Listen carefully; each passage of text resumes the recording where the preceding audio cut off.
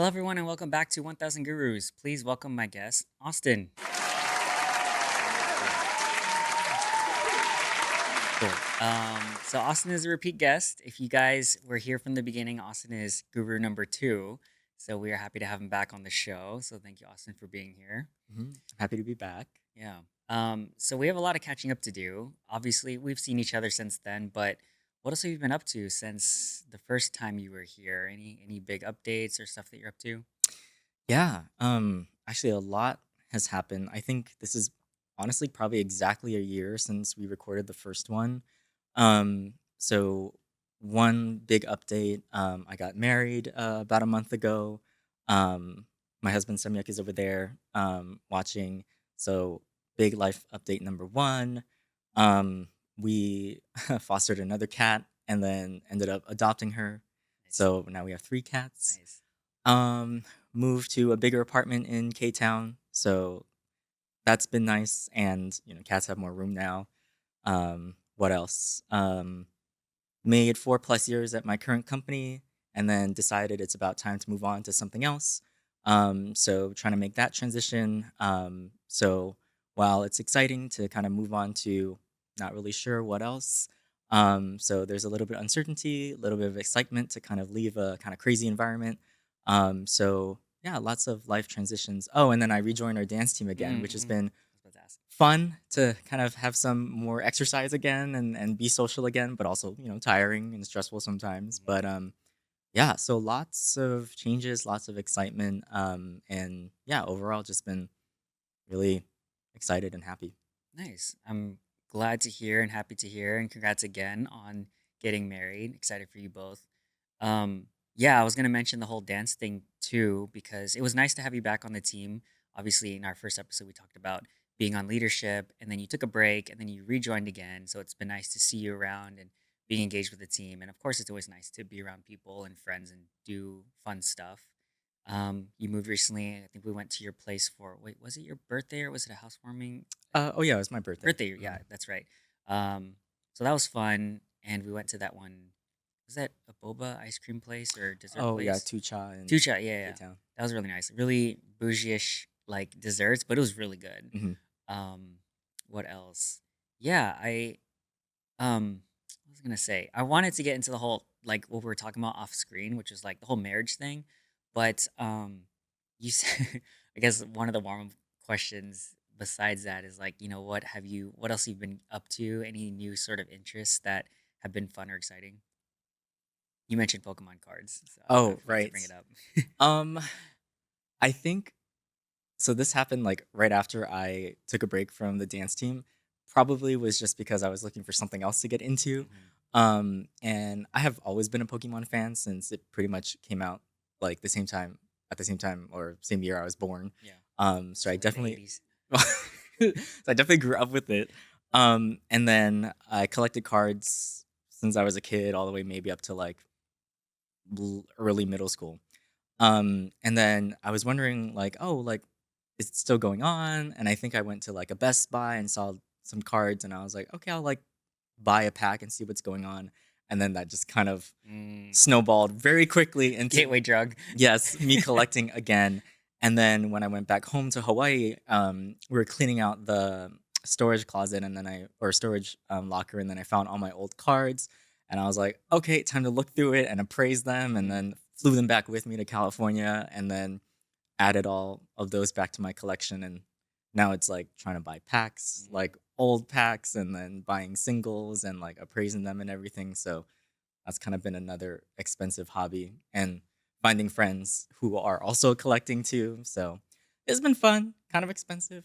But yeah, that's another hobby of mine now. Mm.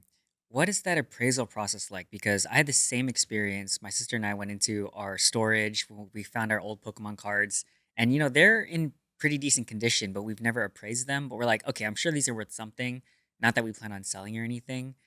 And side tangent, it was funny because all of my stuff, my cards, and my sister's cards are like in her place. And I was like, look, Ate, if the house burns down, grab this backpack with our Pokemon cards. I don't care about any of the other sentimental stuff. Grab the Pokemon cards.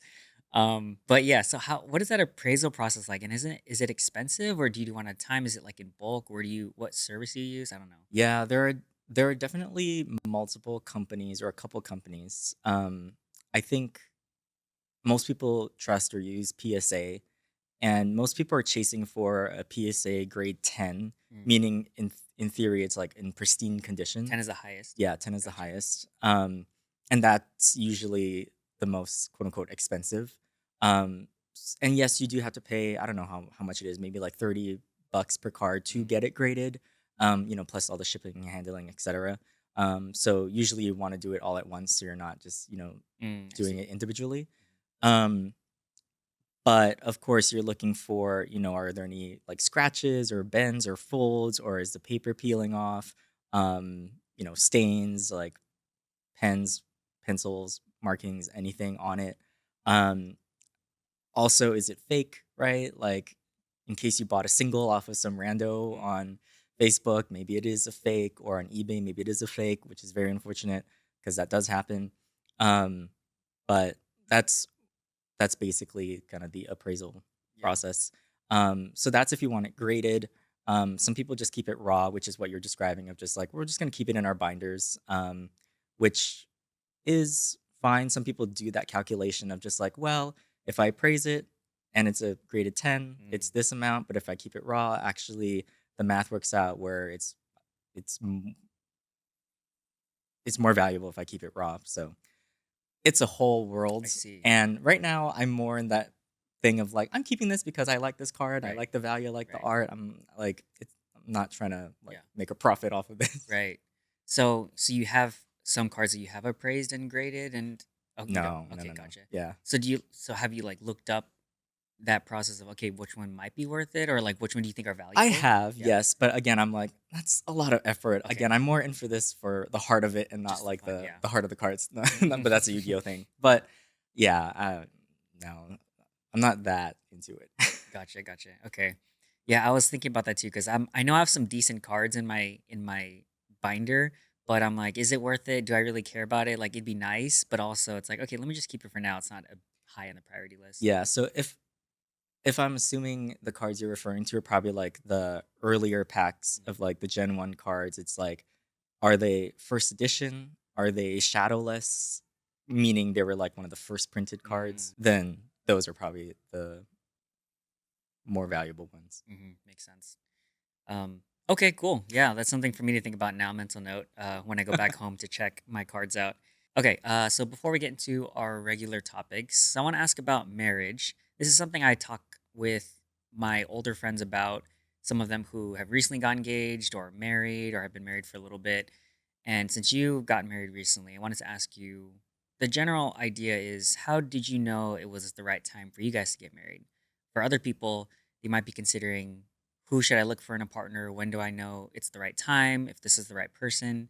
And I know for every person it's different, but maybe what are some of your insights on how you approach that?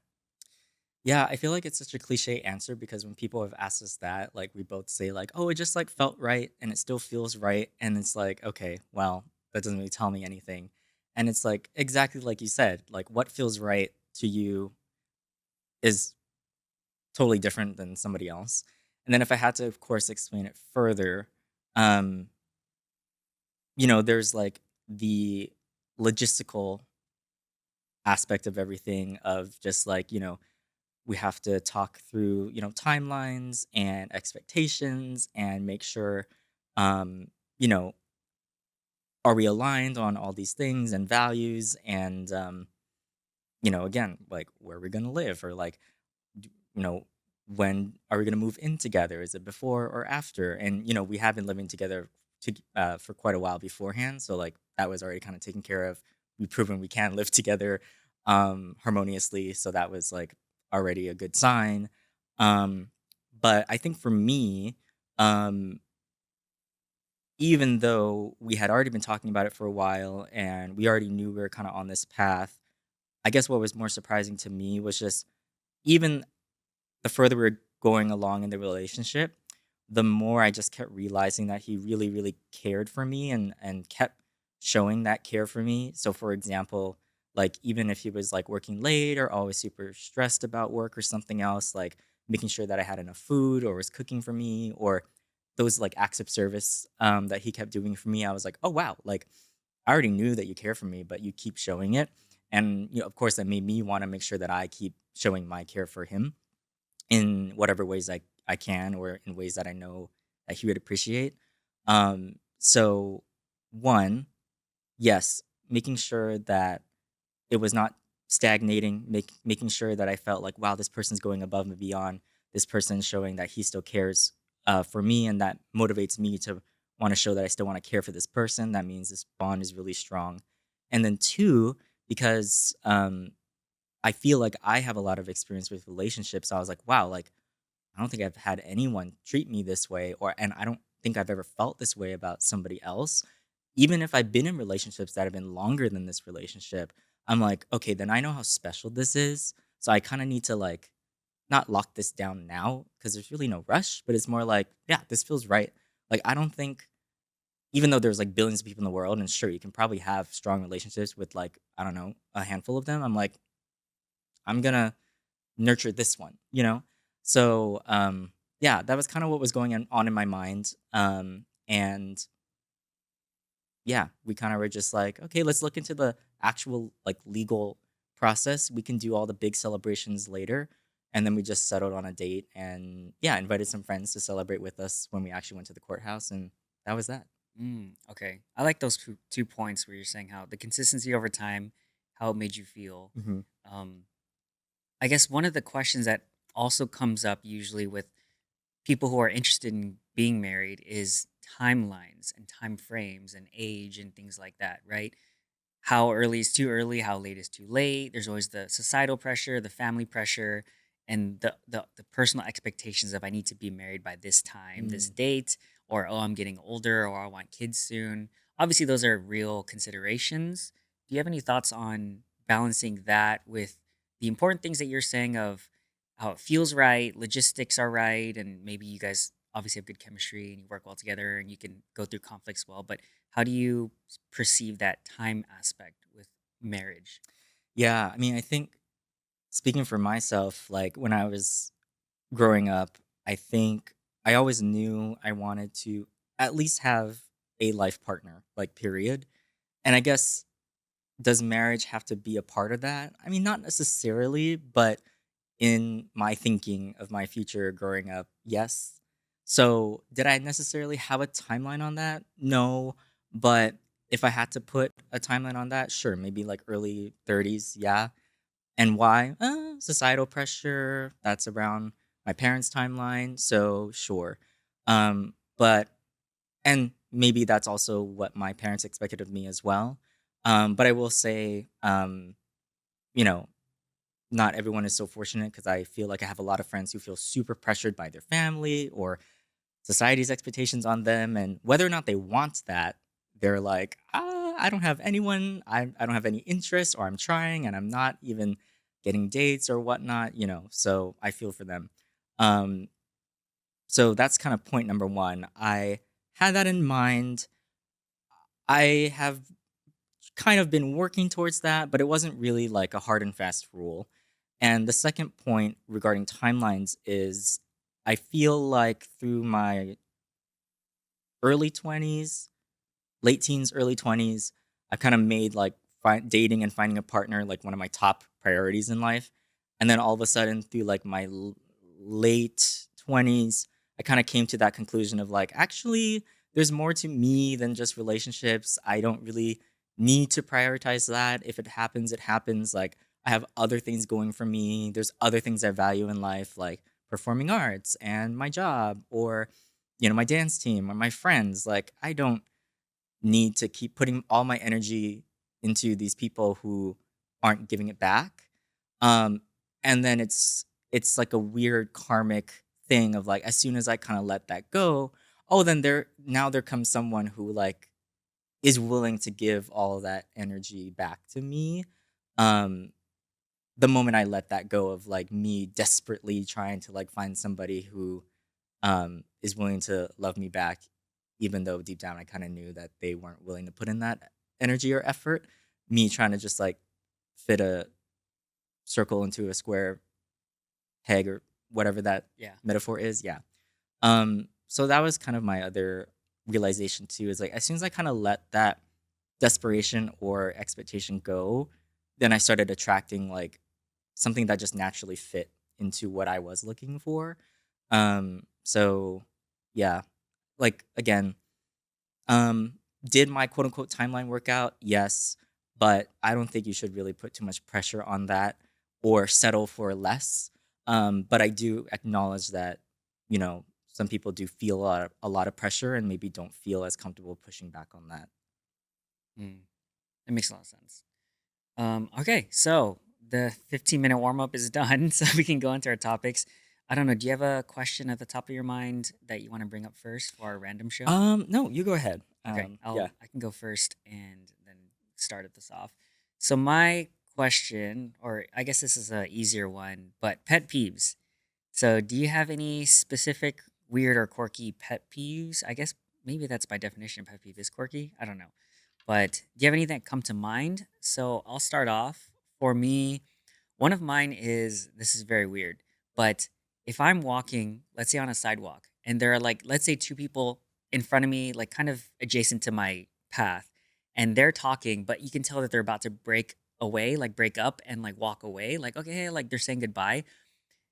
What I really, I want to say hate, but it's a very weird thing, is as soon as I get next to them, then they break up and now one of them's walking next to me. And my brain is like, why did you wait until I'm walking next to you for you to break up and now walk next to me? I'm like, couldn't you have done that earlier or later? But it's like their subconscious brain was like, it's like a passing car. It's like, oh, I need to catch this train or whatever. And then let me get on that train.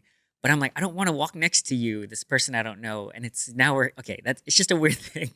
But it always Interesting. kind of pisses me off. I'm like, so I walk slower or faster because I know they're gonna do that, and it happens more often than I would like. But anyways, that's my pet peeve. Interesting. Um, no, I can see how that's very awkward. Um, Mine also occurs like when walking on the sidewalk, which is really interesting. Um, and I feel like maybe it's more common, but the first thing that came to mind is more like folks who like spit on the sidewalk, Mm, either like gum or clearing their throat. And I think that just comes from like growing up where, in Hawaii, like um just respecting the land, um and not literal littering, throwing trash, spitting on it. No matter your reason, like I just don't like disrespecting the land in that way. So I understand, again, even if you're like clearing your throat and there's no other way or manner to do that or dispose of it, I'm like, can you not? mm. So yeah. Yeah, that's valid, especially the trash thing. Because Hmm. sure, let's say spit, if you in the grass, whatever, like it goes away eventually, biodegrade, whatever. But trash or littering, it's like, does that really belong there? And Hmm. now you're disrespecting your land, your home, where you live, or even if you're visiting. So it is like a, why would you do that to a place we all are? But I get that. Okay, did you have a question? Oh yeah, let me look through our list. Okay, I'm a huge foodie, so what is your this shouldn't taste good but does food combo? So my answer for this, I feel like I get flamed every time I say this. Um so mine is, I don't do this all the time, but I do enjoy some ketchup with my mac and cheese. Okay. And every time I say that, some people are like, ew, or a lot of people are like, ew, and I'm like, it tastes good. It's an interesting combination. Mm. am I Am I in the minority here? I can't say honestly I've ever heard of that combination. Okay. I can imagine what it tastes. You said ketchup and mac and Yeah. cheese. I heard this recently, but someone was like, "Hot take: I don't think anybody under 7 should eat ketchup." Which is Okay. funny because I'm like, okay, Interesting. I get what you're saying. They're like ketchup is like a little kid sort of thing. Sure, whatever this person believes. I just thought it was a funny That's sentiment. funny. Yeah, because I'm like, but people like eat hot dogs and ketchup and stuff all the Yeah, time. But I think I understand where that person's coming that's from. funny. Um, okay, sorry. You said the question is like something that you don't think should taste good, but Yeah. does. Uh shouldn't What's your this shouldn't taste good, but it does food combo? Oh, okay. Oh, man, I wish I know I have some of these things. I think a lot of it stems from like the salty sweet combo where it's like, Mm. okay, that's kind of weird and it probably shouldn't taste good. Like I think the biggest example is like the sea salt cream boba type stuff, like I was gonna say, foam. what about all your custom boba orders? Yeah, so a lot of the saltier sort of things with a sweet dessert or drink kind of feels a little bit counterintuitive. Also, like Hawaiian pizza, pineapple pizza, stuff like that. I think I'm more of like, yeah, it's fine. Like it's a salty sweet thing, but some people are very adamant on no, salty and sweet should be segregated always. I'm like, okay, that's a little, I don't know, sure, maybe it's your own preference, but I don't think something comes to mind right now specifically. But I think those sort of combos, I'm always open to try it. But or even, I guess another weird thing would be like the cheese and ramen thing. Mm, I've only had it like once, but I'm not against it. But I don't think it's my thing. But yeah, I think the sweet salty stuff usually. makes sense. Yeah. Okay. My next question is um, I was mentioning off camera that I was reading this book called 101 Essays That Change the Way You Think. And it's 101 chapters with like 10 to 30 points per chapter. And it's all just these sort of one liner nuggets of wisdom that really do change the way you think. But it almost feels like I'm ingesting knowledge through a fire hose and I have to like pause because everything is so profound, then I'm like, I need to think on this a little bit. And so one of the things that I wrote down that I wanted to ask you about is this idea that I've never heard before, but there's just three layers of ourselves. I guess we're going deep, but there's three layers. And if you can think of like a large circle, a smaller circle inside, and the smallest circle inside, which is identity, shame, and true self. And so the outer circle, identity, is how we are perceived by other people or how we think others perceive us. Inside of that is the shame circle, which prevents our true self, which is at the core, from from being exposed or shown to the outside. And so this author was saying the closer we can get our inner core, our true self, to our identity or outer external self, the happier we'll feel, the less cognitive dissonance, the more peaceful we'll feel. So I thought that was profound. Maybe I don't have any thoughts on that, but I wanted to ask your thoughts on that. Actually, I mean, I think this is a lot of what I've been struggling with these past few months or even this past year at work, which kind of led me to make this decision to leave. I mean, there's a lot of other things too, but when I'm thinking about like the feelings aspect or emotions aspect of what I've been like dealing with, I think it comes down to that because I feel like when I talk to my colleagues, like they know that I value authenticity and I will always speak my mind, whether it's like a process that I think could be improved at work or like something I don't think is right, or speaking out of injustice, whether it's in the world or like something that's happening in the workplace, um, which can be exhausting, which is also probably leading to my burnout. But um, when I take a step back and I'm like, well, why do I still feel like I'm not completely being authentic? I think it's that idea of, well, okay, I have this persona at work. How much of that really is me being authentic? And then what is quote unquote my true self? And sure, you can have multiple facets of yourself, and there's that professional context, and then me outside of work, sure.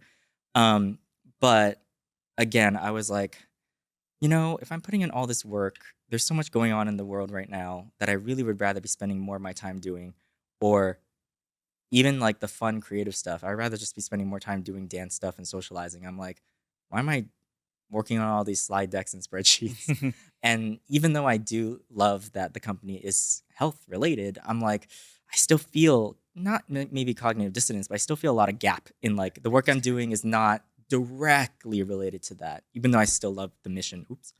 But yeah, so that's interesting, and that's something I've been struggling with. And I think I've been working with like a career coach and a life coach these past few months, and something I have uncovered is that shame aspect of like what's at the root cause of it, or why haven't I been able to like tackle it? And it all comes down to shame, and I think that's a super common thing with all people, all humans. Um, and that's something I just really need to think through. Is it shame from seeming or appearing so quote unquote successful in education, in work, in career, and then all of a sudden saying, I don't want to do this, or I don't think I want to do this. And then just putting it aside, shame of like, oh, but people put so much effort and support into you, and you're just gonna throw it away.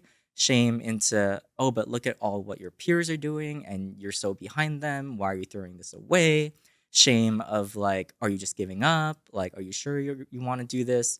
Um, all of that shame is kind of preventing me from getting into that inner core of just trying to figure out who I am. So it also doesn't have to be so black and white. So I think this is still a good thing for me to leave.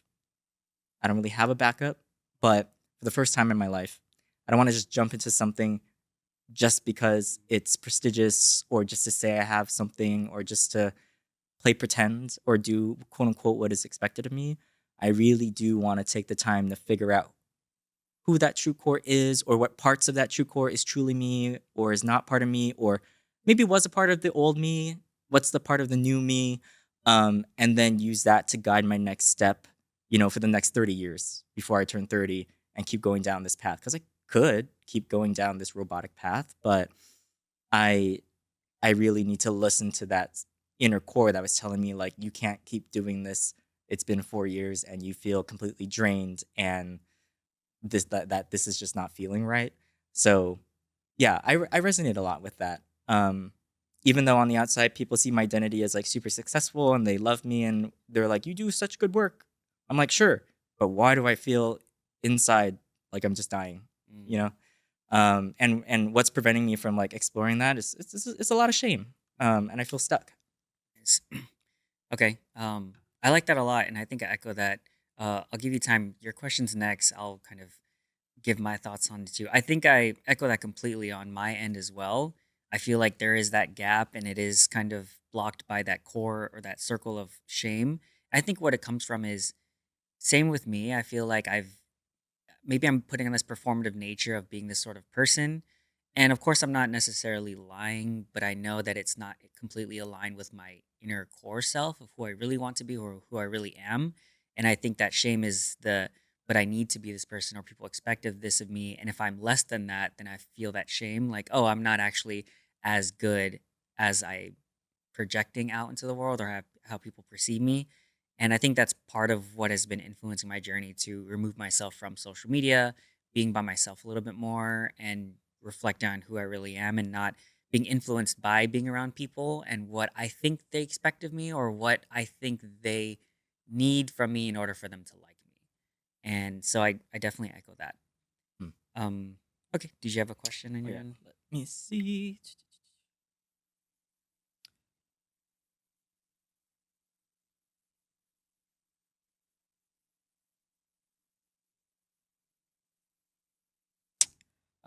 Let's see. So I feel like both of us have kind of moved around um a bit, and have lived in, different places.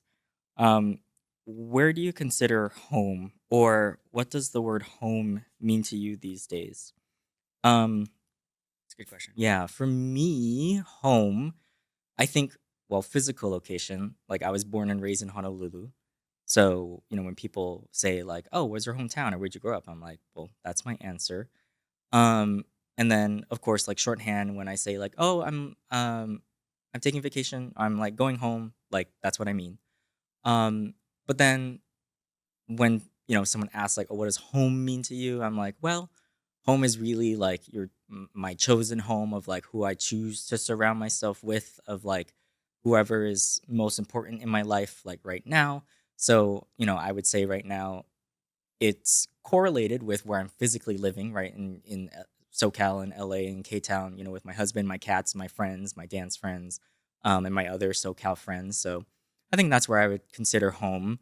But again, it's less for me. It's less of a physical location and more of a feeling, a choice of like chosen family of people who I feel connected to, that community, and again, less physical but more like social or emotional connection with people. Um, yeah, that's how I would define home.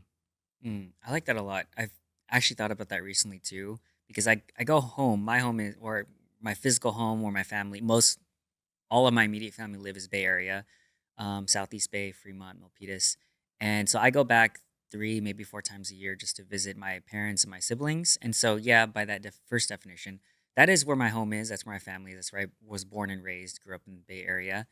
But to your second point, I agree with that too, because home is also that place where you feel comfortable, not necessarily where you grew up, but also that place where it's like, oh, this is where my comfort is, my space is. And the first thing that comes to my mind is like my actual house, like where I live, right? Because that feels comfortable to me. That's for my home base. And so it's like my emotional home. And recently, actually, my dad, my stepmom, my brother moved to Philippines. So now I have less of a home at home because only my mom and my sister are there now. And now my other parents and my brother moved to um, Philippines, and then I have my other brother, little brother, who's going to school in Hawaii. And so it's like, okay, it's all home is still spread out. My hometown is still the same, but I don't necessarily feel comfortable there because I see my family and being with them feels like home, but being in the Bay doesn't necessarily feel like home emotionally. See. So there is that split, and I do echo that as well. Yeah, cool. All right. My question is, so same book, Three Things of Happiness. Also was a sparking this. Wow, okay, this kind of blew my mind as someone who's been big in personal development for years.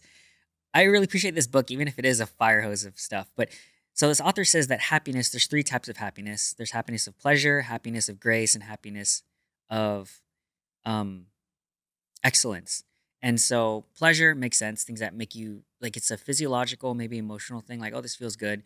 The happiness of grace is like the feeling of um maybe I'm getting this wrong, but like forgiveness or something that is given to you that is like appreciation, gratitude, I guess, is the happiness that one is. And then happiness of excellence is the happiness of you've worked hard on something difficult, a challenge, and you've achieved it, and you have that sense of happiness.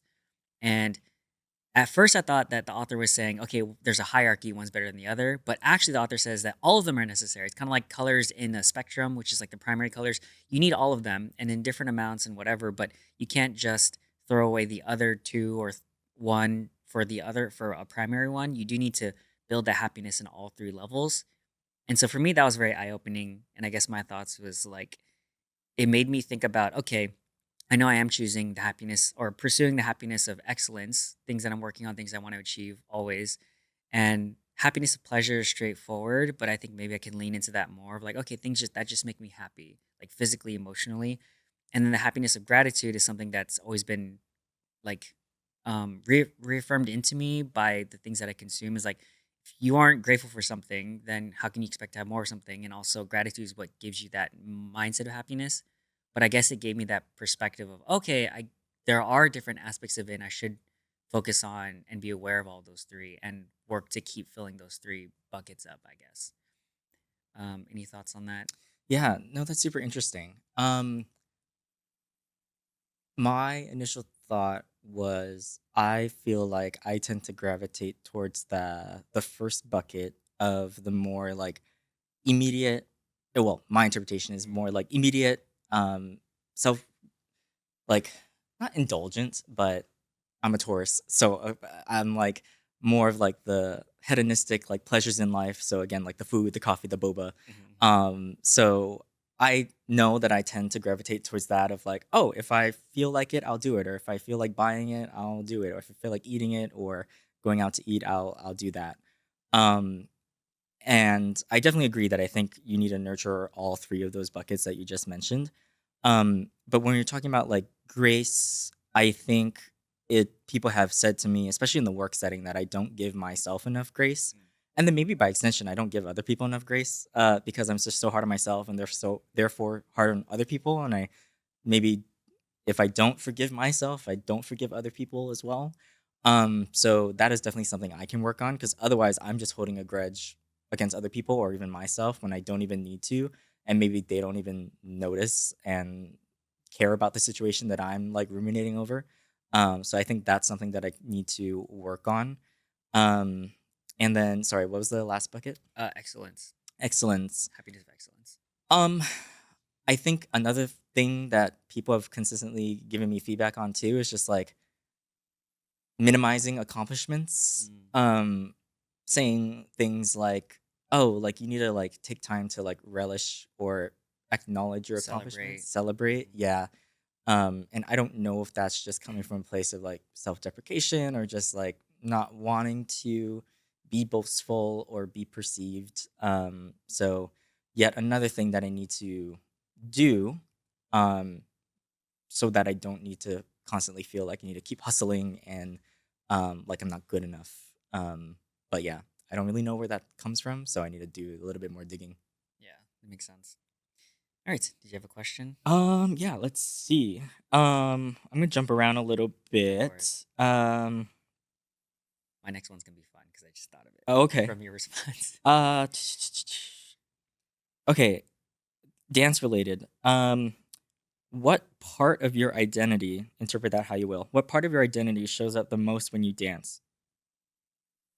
Um, so I have two things to mention. I think one thing that's really interesting is when I show people not in my dance world, my dance videos, they're like, "Whoa, you're so different on stage versus off stage." So mostly people in like school or like work settings, and I'm like, I guess I can see that. Or more, I'm like, oh yeah, that makes sense.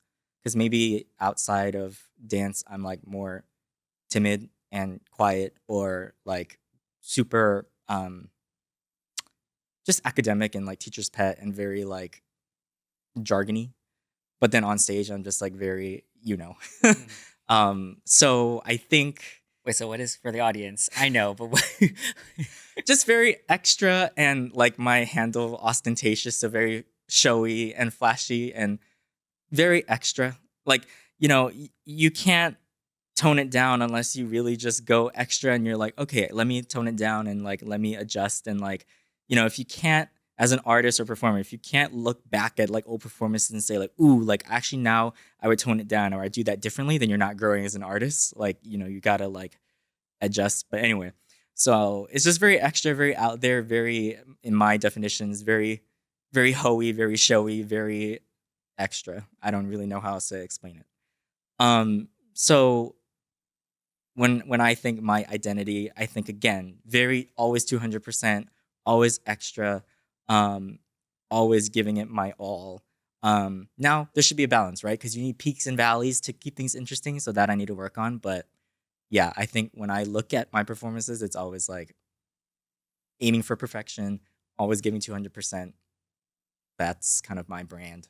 Mm. I like that insight and also the question. Um, I think for me, the first thing that came to mind was it like identity Hmm. In your in dance. my dance? For sure, my background is freestyle popping, and it's in a competitive environment, meaning like battles and jams and stuff like that. And so, I guess with also my personality type, the first thing I think of is very competitive and very like strong and powerful. I think when I approach dance, especially freestyle popping, I think of like I'm trying to win, not necessarily doesn't it's not like I'm trying to beat someone, but it's I'm trying to be the best version of my like I'm going at it aggressively. I'm going at it with the mentality of like a champion, a first place or something like that. And so I think that that would be how I'd categorize my style of my most authentic dance. But to your other point, which was what do how you were trying to maybe explore different avenues. I know that I also feel really good when I'm more on the opposite end, which is more relaxed, groovy, flowy. And so part of the popping style is like waves and that sort of softer motion and taking your time. And that's the aspect I know that I need to grow on because if you're too powerful and focused, you're going to be a little bit too much, I guess, intense. But I can lean more into the softer, taking my time and not letting the music overpower me, but me like going with the flow, sort of. And also, groovy and funky is also what I love dancing to, and I think that how that makes me feel is very different from how it makes me feel powerful in the other focus, the initial focus. And so that's one thing that I do want to also lean into is the fun side of dance, not necessarily the competitive side, which I enjoy too, but the groovy, funky, feely sort of thing. And I guess that's if that answers the question, like that's how I feel about like my identity in dance. No, that's super interesting because when you describe both of those like sides of you, I definitely see it in like the JR doing a show and tell at Sunday practice is like that like competitive side. And it's an interesting nuance where like, yeah, I never interpret it like you're trying to like beat somebody else. You're just like going 100% to like kind of like you were saying, like beat who you were yesterday, kind of Mm, more of that kind of thing. exactly. Yeah. And then the like more groovy freestyle you like in a club setting. Yeah. Mm, yes. No. I. Okay. So my one of my favorite places to dance is like a club setting, a wedding setting, because I know I feel amazing because it's there's obviously no competition and it's more relaxed. And I think more often than not, it's a weird because I know most people there are not dancers, but they're there to dance. And then I also want to dance, but I do have a level of skill that gives me confidence that it always feels like such a good environment. And especially in the club where it's like the lights are off, so people may or may not be able to see me, but that sort of freedom, it's a good feeling that that I keep telling myself I want to be in more. It's just circumstances. I'm like, okay, clubbing is logistically harder when you're out late. You have to drive there, and then you come back, and then your next morning is ruined. But I think it's more of a sign, I guess, to me that I need to put myself in those spaces a little bit more and to feel that side of it too. But I also want to get back into competitive dance too, like in a freestyle aspect. Okay, my next question is so I recently got sorry, did you have any No, thoughts? no, no, no. Yeah. My next thing is I recently got my birth certificate, which I haven't had because my mom one of us lost it. And so I reordered it and it was a side quest for me because side tangent, like I'm trying to pursue getting a Philippine citizenship because my mom is a Philippine citizen, and apparently it's like straightforward. Like I can already be considered when I actually need to go through the paperwork. But anyway, so I needed the first step was to get my birth certificate, so I got that. But the thing that I always wondered about was, like your astrological signs, your horoscopes, it's like your sun sign, Mhm, rising, mhm. and your moon. And I never knew that because I never knew when I was born. So I got my birth certificate and I was like, okay, great. I know when I'm born. Okay. I know where. I already knew where, and I knew when, like the date. And so I found out what my whole profile is. So my question is, do you know yours, and what are the each like characteristics? If you do know mine, I realize I know I'm a Sun Aries. I've already known that, but my moon is Leo, and my rising is Gemini. And I thought it was very interesting because well, ChatGPT was a little bit more accurate than when I did calculations on like several different like of those horoscope websites. But basically, my understanding is like Gemini's, or sorry, your rising is how you're perceived externally or your outer personalities when someone first meets you. And it is very that, from what they told me, kind of very curious, very playful, lighthearted, um, adaptable sort of thing. And Leo is also a fire sign, just like Aries. Gemini's air. So I guess, and also my weird tangent, a lot of the people that I already knew that I get along with well are fire and air signs. And this is kind of more of a confirmation. I was like, okay, that's Mm. cool. A lot of my close friends are within those like signs. But anyways, and a Leo moon, I guess if you combine it with the rising Gemini and the sun Aries, is like very at its core, very like passionate, very competitive, very high standards, but also that intellectually curious, but also um, deeply emotionally invested, and some other things I'm forgetting. But I thought it was very interesting, and I thought it was very accurate, which was also funny because in the reading, the whole profile was like, you're also into like tarot and like love Oh readings yeah. and all that stuff. I was like, damn it, they got me. So yeah. Anyways, No, that's interesting.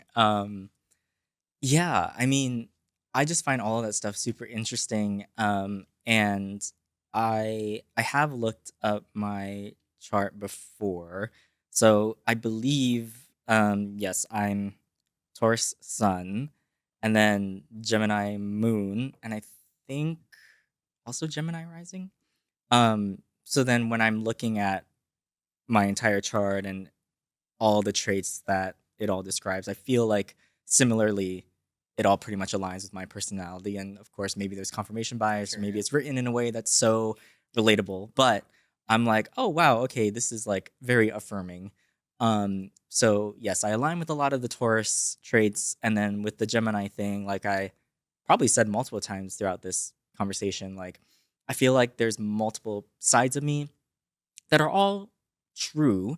It just depends maybe on the context or the context that I'm in or um who I decide to show that side to. There's like that professional work context and there's that more creative social side of me and like the dance context and they're both me.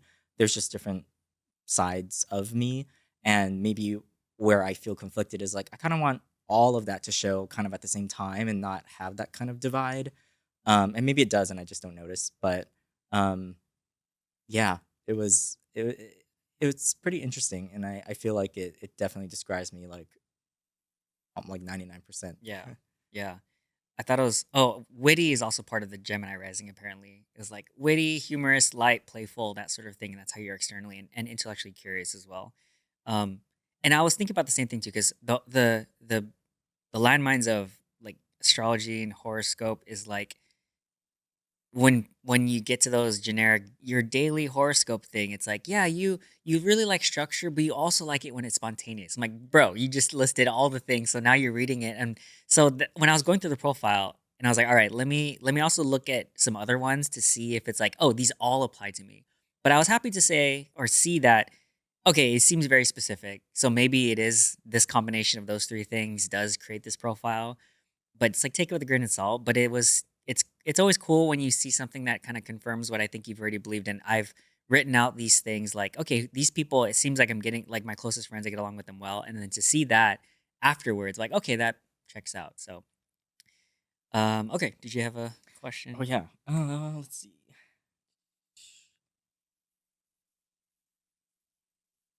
Um, I think we both enjoy mentoring younger folks, especially in our dance context. So it's definitely a two-way relationship. So I was curious, what's something young people taught you lately? And maybe it's even something that you wish you had known at their age. Um, so I think sometimes I try not to be very patronizing and like I know it all or one that they even want me to mentor them Mm. because a lot of times they are our friends or teammates too. So I have to like keep myself in check. So I think a lot of the times I have to realize that like, oh, they kind of already know this quote unquote lesson that I'm trying to teach them, or um, they actually have a lot more life experience in like one domain than I even have. So I kind of need to check myself on those kind of things. Um, but when trying to like think about, what things that they have shown me, I think again, it's it's that thing of just like they're probably carrying a lot more baggage than I know. And I mean, they don't have to share with me or tell me, but it just makes me appreciate them more because of how much time and effort they put into the team and their schoolwork and their relationships and obviously their relationship with me. Um, Even though there's so much going on behind the scenes, and of course, I want to support them. And again, they don't have to share what they don't want to share, but I'm like, "Oh, mad props, mad respect for you to, like, be going through all of that and, be so mature, and I shouldn't, you know, assume that you're not mature and that you don't have anything heavy going on." So again, I kinda just need to check myself and not think that just being super young is all fun and games when they're actually going through a lot in life, stuff that I've never gone through. So yeah, I mean, I think in general, we all have just different life experiences and we can all learn from each other. And I don't have to play that mentor role 100% of the time, all the time. So yeah, they can teach us a lot too. So I've been trying to like balance that aspect a lot and not trying to be a helicopter parent all the time. Mm. Yeah, I definitely resonate with that. Everything you said a lot. I don't think I have something that comes to mind specifically of what they've taught me, but I think one thing that being with our younger friends has reminded me of is what it was like back then and putting myself in their shoes so I can understand them more so that I could potentially play that role of helping or guiding or even just listening. But and I'm grateful to be in that position, but I think it's brought me back to my early 20s or late teens, just fresh out of high school or even in college, that stuff that I forgot about because it's been so long, which is the feeling of I don't know how to say this, but having emotions, being happy, being in love, like these sort of younger emotions, right? When you get older and you have more experience and you have this wider frame or this lens or experience to pull from, and I want to say we're a little bit more grounded than we were before, right?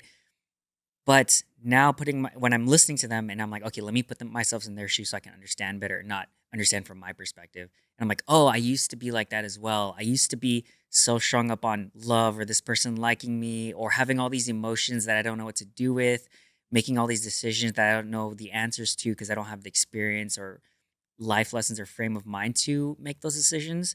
And then it brought me back to like, yeah, I was definitely a mess. I made a lot of mistakes. And it reminds me to not be harsh. Not that I try to be, or, I'm very hyper aware of not being judgmental and just trying to listen.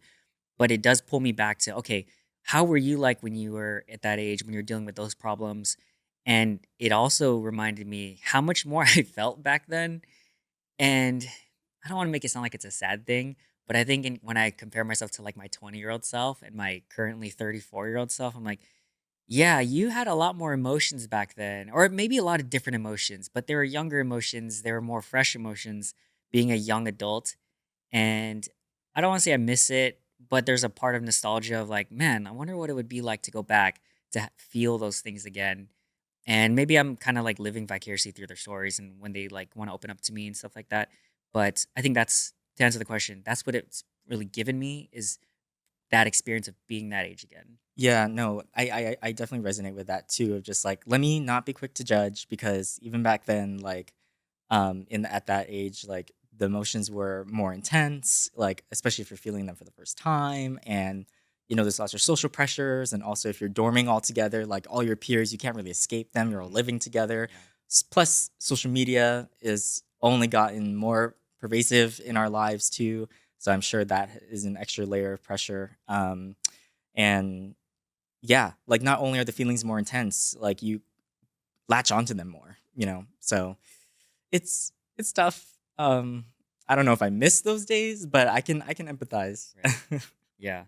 I think about this thought experiment a lot because I was like, man, I wish I could go back to my younger self to not only observe, but obviously, if I knew what I know now, I would act differently. I would take these things differently. And I had a reunion episode with some of my friends from college, and a lot of that was tied back to how we would approach things differently and the frame of mind that we're in now. And a lot of it was be more present, right? Really connect with people. Don't take things for granted because there's so many things going on in college. It's easy to just move on to the next thing and not really be in the moment. And now that we're older, it's like I really wish I was more in the moment and connected with those people because some of those people I don't see anymore ever, and I wish I do, but circumstances and whatnot. So I guess that's what it kind of brings me back to that, and I think it's a good sort of thought experiment to go back into.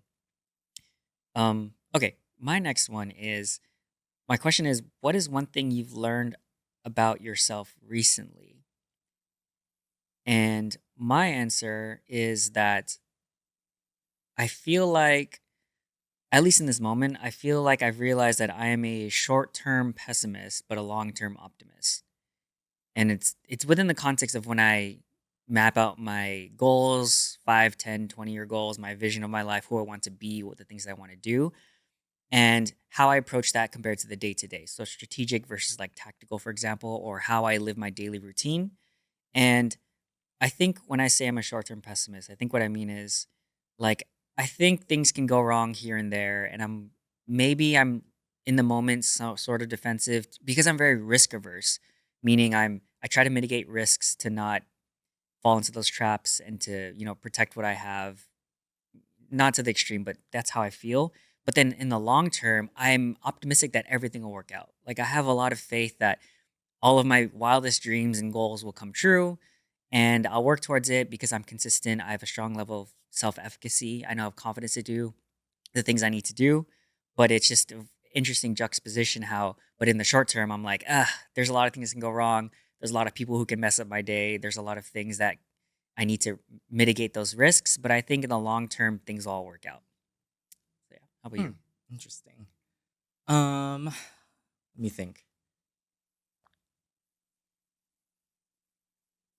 I think again in the context of like the identity, shame, and self or true self, especially in the context of work and me trying to decide whether to stay not just at this company or in this role, but like stay in this like industry or corporate in general.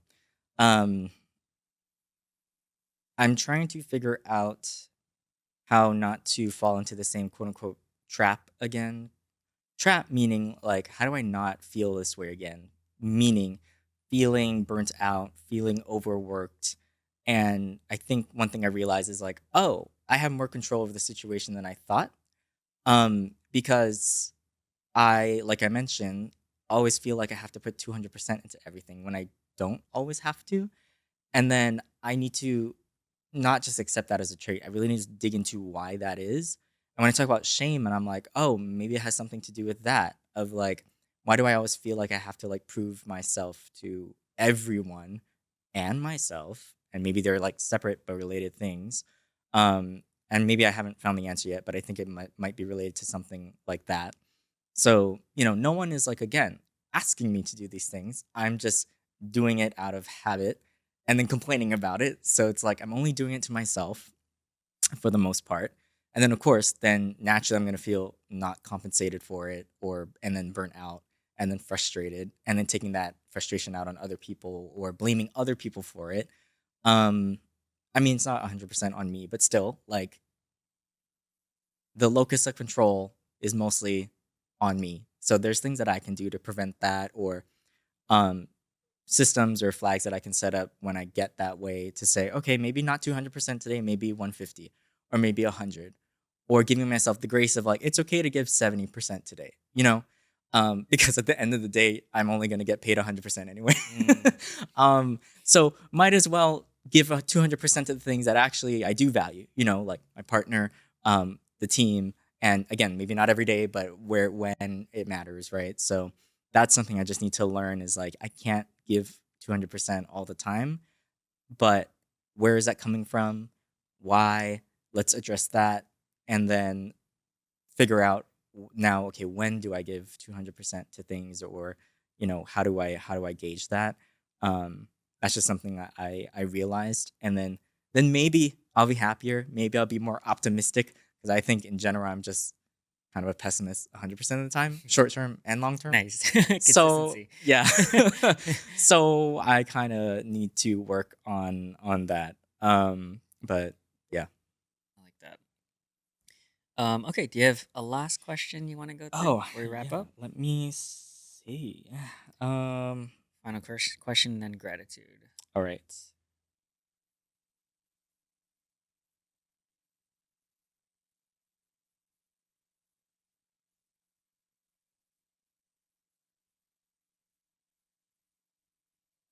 I guess, and again, this is something I've been asking myself, and kind of relates to a lot of what we were talking about. How do you define happiness or success, or what are the signs that you look for that tells you like I do feel fulfilled, or how do you measure that? I know that's a lot of questions, but really what I'm just looking for is like how do you personally know that you feel fulfilled?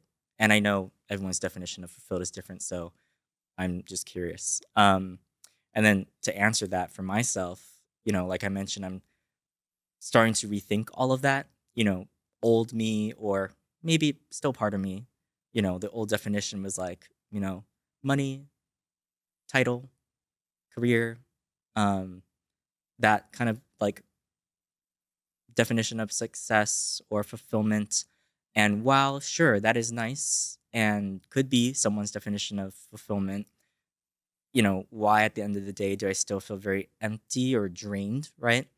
Um, and while I'm still working through it, the closest answer I can get to quote unquote fulfillment is like connection to other people. So connection to, of course, my partner, my cats, like helping others, helping animals, social connection, so friends, helping friends in need, helping the community, um, which is why I want to lean more into like social justice and nonprofit work for a little while, or hopefully forever. Um, and yeah, social connection is something that I just keep coming back to. But again, I just don't want to jump into something. I want to make sure like I really understand what it is about social connection and what I can do with my skills and background to help.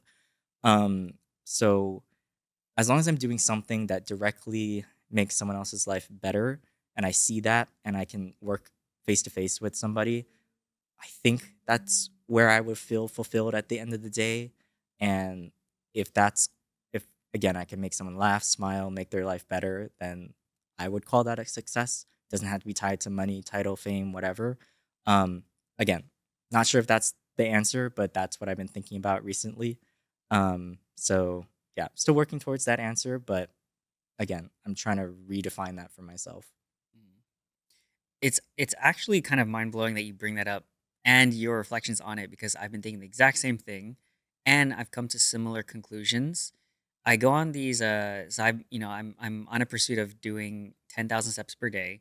And recently since I've been like a hermit but also hyper productive, and so I go on to like 15K steps per day. So I go to the park and I walk around for like 2 hours straight around the track. And so I have these reflections. I'm like, okay, happiness, fulfillment, purpose, etc. And I was thinking about it a lot to also redefine it for myself because I'm also questioning that. But the book also hits that point, and that chapter made me reflect on it a lot because it was talking about the differences and happiness being related to peace of mind, but also fulfillment and purpose versus passion. And there's a whole spiel on that. But I guess the takeaway that I had was, um, I guess for myself, it is connection as well. I was like, okay, I think that's what I'm looking for. And as I'm moving into this next phase of this is the last year I'm going to be on the team, especially and as leadership. And so it's like my identity is changing and I'm feeling disconnected from that environment and those people and those relationships. And I know that I'm looking forward to the next step. So I'm like, well, what is my purpose now? Because I feel like I'm not I won't find that fulfillment until I find that purpose again. Because I had the purpose, but now that it's going away, what is the next thing? And I'm thinking also it might be into some sort of volunteer work, charity work, being more involved in my church, possibly finding new communities, activities, and groups. Right now, I do a lot of things in isolation, just the hyperproductive nature of what I like doing. But I think that's the next step that I want to focus on to find my own happiness and fulfillment and purpose is to find those communities, find connection, work towards something that I feel like is meaningful, that gives me fulfillment. And I have an idea of what those things are. It's now just timing and then once the timing is right, then going for it and then finding those areas. So yeah, I thought that was really weird. I'm like, wow, you're everything that I've been thinking about too is what you just brought up. Um, okay, I think that's it. Unless you had any final thoughts on any of those things. No. Seems like we've been thinking about a lot of the same Yeah, things. Maybe it's rising Gemini's. but no, just grateful to have these conversations and thanks for having me back. Yeah, no, thank you for being here. Gratitude. Anything else you're grateful for? Just to wrap it up. Um, just grateful to be alive. Grateful for my partner and the life we're building together. Grateful for friends. I'm looking forward to the next school year and season with the team. Originally I wasn't planning on coming back, but I'm really looking forward to the next um school year. Yeah, school. It is school year. um, Yeah, especially being fun employed. yeah, that's So exciting. yeah. I'm low key kind of jealous, but How about you? yeah, Gratitude? gratitude. Yeah, same thing. Life, family, friends. I'm. It's weird. Again, the book made me think about this because it's been changing the way I think. But grateful for being in this. They say the precursor to a breakthrough is a breakdown. I wouldn't say I'm in a mental breakdown, but I would say that I'm in that questioning phase of what am I supposed to be doing? Why do I feel this sort of emptiness in these sort of pockets? And I'm grateful for that because I know that on the other side of that is hopefully a breakthrough that will give me some clarity in these other aspects. So I'm grateful for that as well. My health, there's a lot of things to be grateful for. And I know that the only difference between my happiness and happiness for me personally is just my perspective on how I see those things because there's so many things that are good and right in my life that, like, if I just tweak it a little bit, I'm actually really happy. So grateful for that. Okay, well, we will wrap it up. Thank you again so much, Austin, for being here. I really appreciate it. Let me do my final sign off for the audience. Thank you guys for being here. Really appreciate it. Be sure to like, subscribe, follow, give me 5 stars on whatever platform you're listening to this to. Leave Austin some love in the comments. Tell us what you liked about this interview. And a reminder that to always be kind to other people, especially yourself. And remember that you can always learn something from someone if you take the time to listen. So thanks for being here.